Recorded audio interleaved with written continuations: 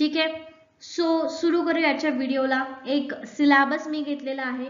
ठीक आहे, जो आपल्या पुणे युनिव्हर्सिटीच्या वेबसाईटवरती अवेलेबल आहे. ठीक आहे, याचं मराठी ट्रान्सलेशन आपण नेक्स्ट व्हिडिओमध्ये किंवा आणखी एक स्पेशल व्हिडिओ करू जो मराठी ट्रान्सलेशन त्याच्यामध्ये अवेलेबल असेल. पण सध्या मी जो वेबसाईटवर असणारा सिलेबस आहे तो घेतलेला आहे आणि त्यातून कोणते टॉपिक तुम्हाला करायचे आहेत ते आपण आजच्या व्हिडिओमध्ये बघूया. ठीक आहे. सो पहिला जो युनिट आहे आपल्या इकॉनॉमिक्स साठीचा तो आहे मायक्रो इकॉनॉमिक्स, ज्याला मराठीमध्ये आपण सूक्ष्म अर्थशास्त्र म्हणतो. काय? सूक्ष्म अर्थशास्त्र. ठीक आहे.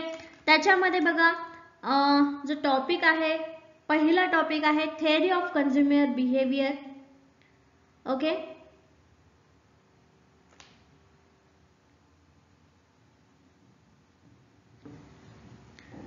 त्यानंतर दुसरा टॉपिक आहे theory of production and cost. ठीक आहे. पहिले दोन्ही टॉपिक जे आहेत ते खूप महत्त्वाचे आहेत. ठीक आहे. हे दोन टॉपिक तुम्हाला कंपल्सरी करायचे आहेत, ज्याच्यामध्ये डिमांड सप्लाय याच्याबद्दलचे वेगवेगळे थेअरीज आहेत. ठीक आहे. त्याच्यानंतर वेगवेगळे प्रोडक्शन अँड कॉस्ट मध्ये वेगवेगळे कर्व्स आहेत. ते कर्व्सचे कशा प्रकारचे कर्व्स आहेत हे तुम्हाला लक्षात ठेवायचं आहे. त्याच्यावरती देखील क्वेश्चन्स विचारले जातात. ठीक आहे.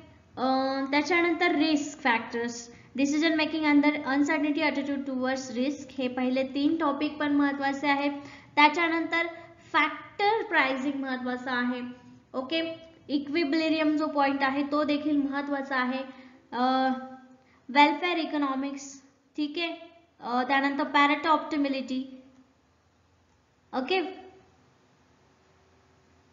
हे काही टॉपिक्स आहेत जे तुम्हाला मायक्रो इकॉनॉमिक्स मध्ये खूप युजफुल ठरणार आहे. ओके. त्यानंतर हे फक्त जे असिमेट्रिक इन्फॉर्मेशन बद्दलचे हे जे दोन टॉपिक आहेत ते तुम्हाला फक्त वाचनातून एकदा जायला पाहिजेत. पण ज्या टॉपिक्स वरती तुम्हाला भर द्यायचा आहे इकॉनॉमिक्स साठी ते आहेत theory of consumer behaviour, theory of production and cost, त्याच्यानंतर factor pricing and general equilibrium analysis. Okay. त्याच्यानंतर सेकंड युनिट कडे जाऊया आपण. सेकंड युनिट आहे मॅक्रो इकॉनॉमिक्स, समग्र लक्ष्य अर्थशास्त्र किंवा स्थूल अर्थशास्त्र. ओके. हवं असेल तर मी मराठी ट्रान्सलेशन सुद्धा याचं तुम्हाला अवेलेबल करून देईल. फक्त मला कमेंट बॉक्समध्ये टाका सिलेबस तुम्हाला मराठीमध्ये हवा असेल तर. ओके. तर मॅक्रो इकॉनॉमिक्स मध्ये सगळ्यात महत्त्वाचा टॉपिक आहे तो म्हणजे national income concept and measurement. GDP, GNP, NNP या सगळ्या कन्सेप्ट तुमच्या क्लिअर असल्या पाहिजे. ते कसे कॅल्क्युलेट होतात हे तुम्हाला माहिती पाहिजे. त्याच्यानंतर दुसरा आहे consumption function. Okay. National income नंतर कन्झम्पशन फंक्शनशी रिलेटेड जे काही पॉइंट्स आहेत ते तुम्हाला सगळे स्टडी करायचे आहेत व्यवस्थित. त्यानंतर determination of output of employment, output and employment. Okay. याच्यामध्ये येईल. त्याच्यानंतर इन्व्हेस्टमेंट फंक्शन हे सुद्धा याच्यातला आहे, मॅक्रो इकॉनॉमिक्स मधला पार्ट आहे. ओके. जे पॉइंट्स याच्यामध्ये नाही आहेत सिलेबस मध्ये ते पर्टिक्युलर तुम्ही नोट डाऊन करा. ठीक आहे. जसं की डिटर्मिनेशन आउटपुट अँड एम्प्लॉयमेंट हे आहे, सॉरी सेकंड पॉइंट किंवा सेकंड टॉपिक जो आहे तो सुद्धा इम्पॉर्टंट आहे. त्याच्यानंतर इन्व्हेस्टमेंट फंक्शन, त्याच्यानंतर inflation and Phillips curve analysis. Every year inflation आणि फिलिप्स कर्व मध्ये एक तरी क्वेश्चन विचारला जातो, त्यामुळे हा खूप इम्पॉर्टंट क्वेश्चन आहे. ओके. तो टॉपिक करा. ओके. हे काही टॉपिक्स आहेत मॅक्रो इकॉनॉमिक्स मध्ये. हे टॉपिक असे आहेत याच्यावरचे शॉर्ट क्वेश्चन्स विचारले जातात या पर्टिक्युलर युनिट मध्ये. ओके. सो हे टॉपिक व्यवस्थित करा. त्याच्यानंतर तिसरा जो युनिट आहे आपला स्टॅटिस्टिक्स अँड इकॉनॉमेट्रिक्स. याच्यामध्ये पण तुम्हाला काय करायचं आहे, प्रॅक्टिस जास्त करायची आहे. ठीक आहे. कोणत्या याच्यावरती प्रॅक्टिस तर करायचीच आहे, पण याच्यामध्ये थेअरीवरती कशावरती क्वेश्चन विचारले जाऊ शकतात तर प्रोबॅबिलिटी थेअरीवरती विचारले जाऊ शकतात. Concept of probability, distribution movement, central limit theorem हे काय आहे ते तुम्ही एकदा समजून घ्या. त्याच्यानंतर sampling methods and sampling distribution जे आहे ते येऊ शकतं, त्याच्यावरती पण क्वेश्चन्स विचारले जातात. ते सुद्धा तुमच्या कन्सेप्ट क्लिअर असल्या पाहिजेत. Linear regression models and their properties. ठीक आहे. हे सुद्धा कन्सेप्ट तुमची क्लिअर असली पाहिजे. त्याच्यानंतर हा हायपोथेसिस टेस्टिंगचा पार्ट आहे तो पण इम्पॉर्टंट आहे. त्यानंतर सगळ्यात महत्त्वाचा म्हणजे डिस्क्रिप्टिव्ह स्टॅटिस्टिक, ज्याच्यामध्ये आपल्या सगळ्या कॅल्क्युलेशन्स वाले जे एक्झाम्पल्स असतात किंवा क्वेश्चन्स असतात ते याच्यातून येत असतात. ठीक आहे, हे काही इम्पॉर्टंट टॉपिक आहेत युनिट 3 मधले. युनिट 4 मधले कुठले इम्पॉर्टंट टॉपिक आहेत?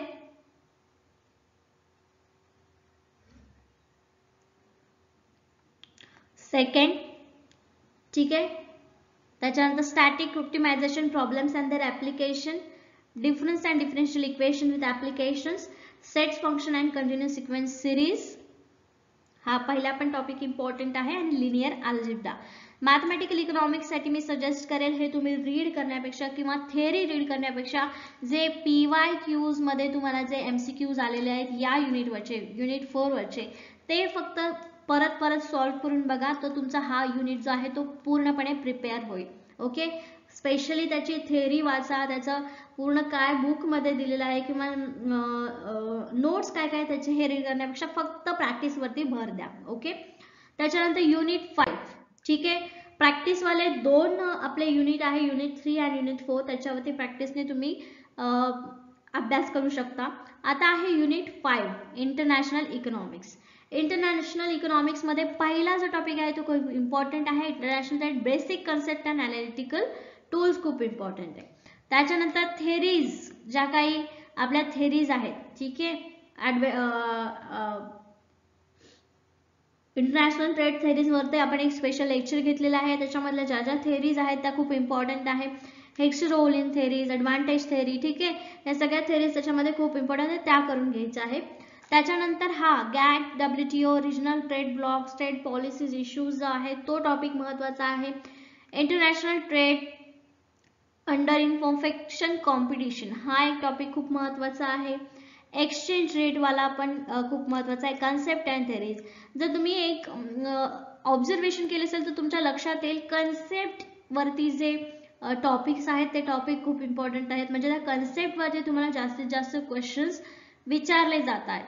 Okay, unit 6 public economics. Public economics मधले कुठले इम्पॉर्टंट टॉपिक्स आहेत? आता या टॉपिक मध्ये पण डीप मध्ये काही टॉपिक्स आहेत. जर तुम्ही हा टॉपिक जेव्हा बघायला जाल बुक मध्ये किंवा नोट्स मध्ये, तेव्हा तुमच्या लक्षात येईल की याच्यामध्ये आणखीन छोटे छोटे टॉपिक भरपूर आहेत. तर ते छोटे छोटे टॉपिक तुम्हाला मॅक्रो स्टडी करायची आहे. ठीक आहे, मॅक्रो टॉपिकची मॅक्रो स्टडी करायची आहे. मी फक्त इम्पॉर्टंट टॉपिक सांगते. ठीक आहे, पब्लिक इकॉनॉमिक्स मधला पहिला टॉपिक खूप महत्वाचा आहे, market failure and remedial measures.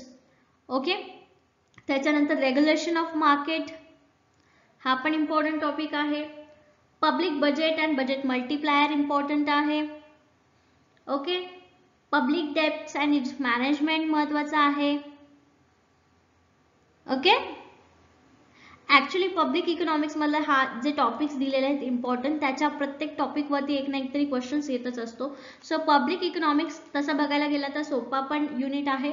तर तुम्ही हा ऑलमोस्ट म्हणजे जे महत्वाचे कन्सेप्ट आहेत ते तुम्ही याच्यातले करा. ठीक आहे, फिस्कल पॉलिसी आणि इट्स इम्प्लिकेशन पण इम्पॉर्टंट आहे. ओके,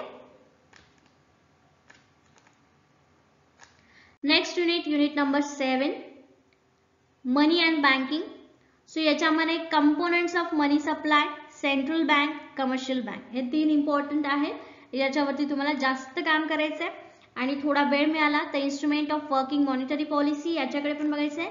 आणि नॉन बँकिंग फायनान्शियल इन्स्टिट्यूशन हा बघायला गेला तर हा पण खूप इम्पॉर्टंट, म्हणजे हे जे टॉपिक्स दिलेले आहेत ते सगळेच इम्पॉर्टंट आहेत. त्या टॉपिक वरती बरेच क्वेश्चन्स या युनिट मधून विचारले जातात. ठीक आहे, एकदा तुम्ही रीड केले तर तुम्हाला त्यातले हमखास क्वेश्चन्स येतील. म्हणजे कमर्शियल बँक्स मध्ये जसं वेगवेगळ्या बँक्स आहेत त्यांची इस्टॅब्लिशमेंट, ठीक आहे, त्याच्यानंतर क्रोनॉलॉजिकली त्याचं अरेंजमेंट, ठीक आहे, किंवा जोड्या लावा, जसं की सन दिलेला आहे आणि त्या बँकेचं नाव दिलेलं असेल ते तुम्हाला पेअर करायचे, मॅच करायचे, असे सुद्धा क्वेश्चन्स कमर्शियल बँक या टॉपिक वरती येऊ शकतात.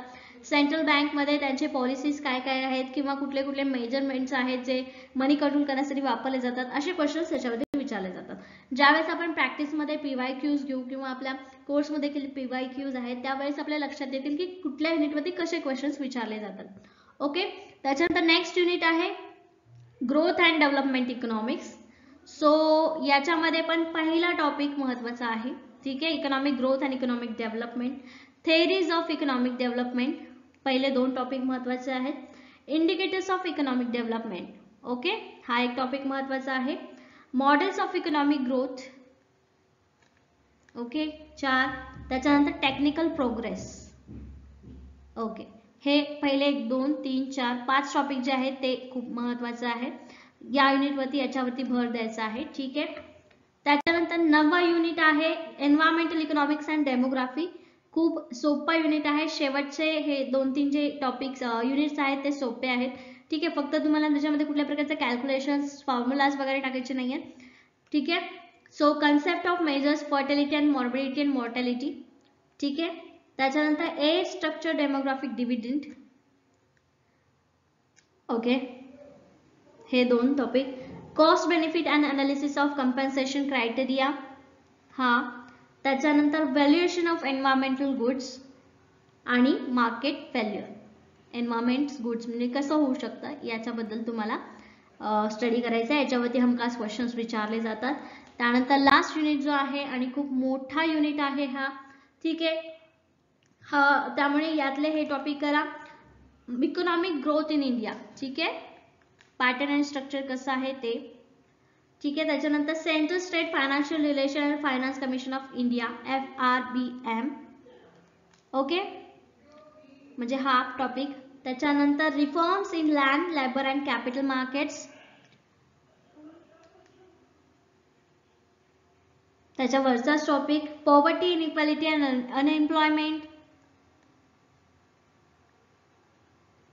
Infrastructure development. ओके, हे काही इम्पॉर्टंट टॉपिक आहे या 10व्या युनिट मधले. त्याच्यावर जास्त भर द्यायचा आहे, ते करायचं आहे. याचा अर्थ असं नाही की हे इम्पॉर्टंट टॉपिक केलेले आहेत म्हणजे बाकीचं रीडही करायचं नाही. कंपल्सरी जो तुम्हाला सिलेबस दिलेला आहे तो एकदा डोळा खालून गेलेलाच पाहिजे. ठीक आहे. आणि जर वेळ कमी असेल तर तुम्ही हेच टॉपिक करून गेलात तरी देखील तुम्ही जास्तीत जास्त मार्क्स या एक्झाम मध्ये मिळवू शकणार आहात. सो आता आपण संपूर्ण युनिटचे इम्पॉर्टंट टॉपिक बघितलेले आहेत. सो या टॉपिक वरती भर द्या आणि आपला प्रिपरेशनला स्ट्रॉंग बनवा. Okay, all the best everyone. Thank you.